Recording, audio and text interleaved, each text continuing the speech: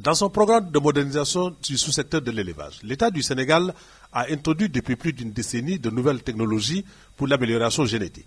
Cependant, les campagnes d'insémination artificielle qui se sont succédées n'ont pas encore répondu à l'attente des autorités. Une des contraintes majeures est la faible productivité de nos races locales bovines, qui sont rustiques, adaptées à leur environnement, mais avec des niveaux de production laitière supérieurs, faibles, évalués à 2 à 3 litres de lait par jour.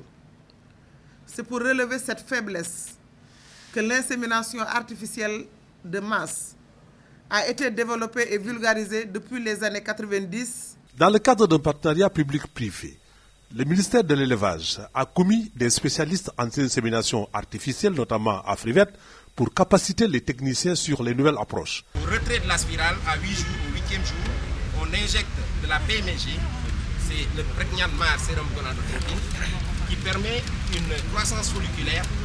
Beaucoup de follicules vont faire leur croissance juste après le retrait de la spirale.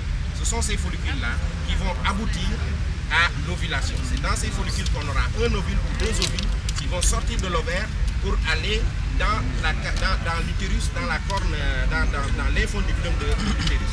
Pendant 10 jours, 35 agents du ministère de l'Élevage, composés de docteurs vétérinaires, de techniciens en santé animale, ont suivi une formation des formateurs en théorie et en pratique sur l'insémination artificielle. L'objectif de la mission a été atteint parce que tous les acteurs, tous les participants à l'atelier sont aujourd'hui capables d'inséminer une vache qui soit en chaleur ou non. L'amélioration génétique permet de booster la production en viande et en lait et contribuer à la sécurité alimentaire.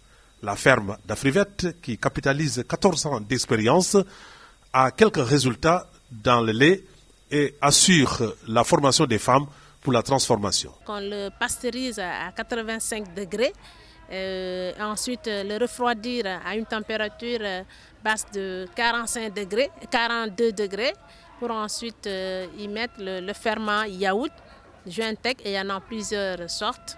Et de là, la proportion de ferment qu'on y ajoute, c'est 3 grammes pour 100 litres. Donc, compte tenu de la quantité de lait que vous avez, vous faites un calcul pour avoir la quantité de ferment requise pour le lait à transformer en yaourt.